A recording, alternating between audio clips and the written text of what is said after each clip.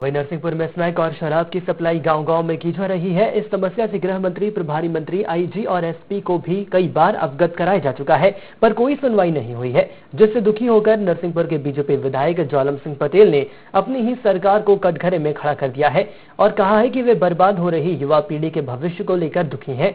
गौरतलब है कि मुख्यमंत्री ने ग्राम नया गांव नरसिंहपुर से ही नशा मुक्ति अभियान की शुरुआत की थी और आज ही वो स्मैक शराब बिक्री का सबसे बड़ा गढ़ बन गया है।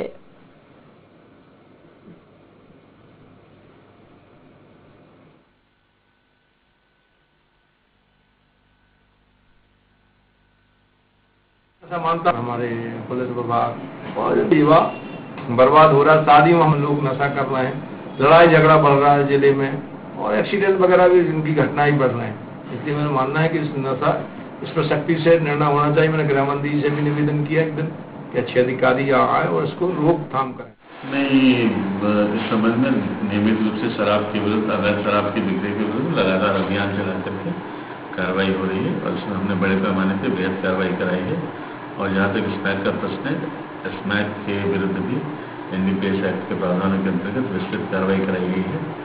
तो इसमें लगातार नियमित रूप से निरंतर हम जो भी अवैध रूप से इनका भंडारण हो रहा है उसके विरुद्ध कार्रवाई करा रहे हैं। तो आपको बता दें कि नरसिंहपुर अब नशे का गढ़ बन गया है और स्मैक और शराब की सप्लाई गांव-गांव में की जा रही है। वहीं अगर बात करी जाए जनप्रतिनिधियों की, गृह मंत्री की, प्रभारी मंत्री की, तो जब उन्हें कराया गया लेकिन उनके द्वारा कोई कार्रवाई नहीं की गई, जिसके बाद दुखी होकर नरसिंहपुर के बीजेपी विधायक ज्वालम सिंह पटेल ने अपनी ही सरकार को कटघरे में खड़ा कर दिया है।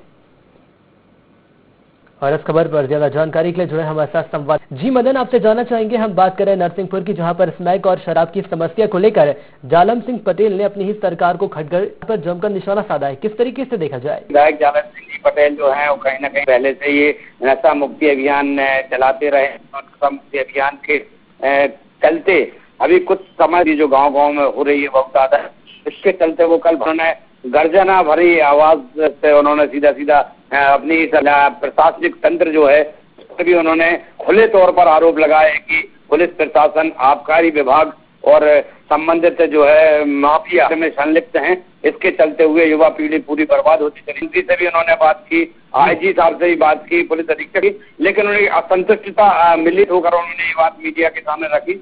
कहीं न कहीं उन्होंने एक प्रश्न इसके लिए उठाया है और इसको लेकर कुछ कार्रवाई क्यों नहीं करी गई ऐसे इतनी बड़ी को लेकर?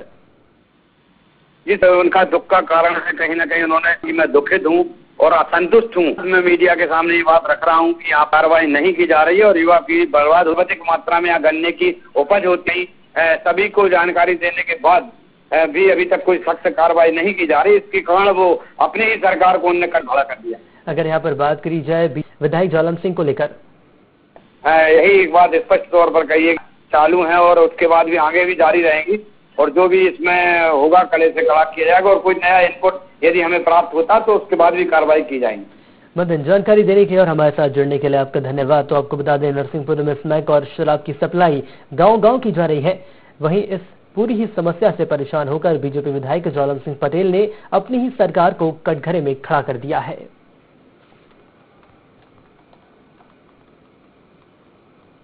न्यूज़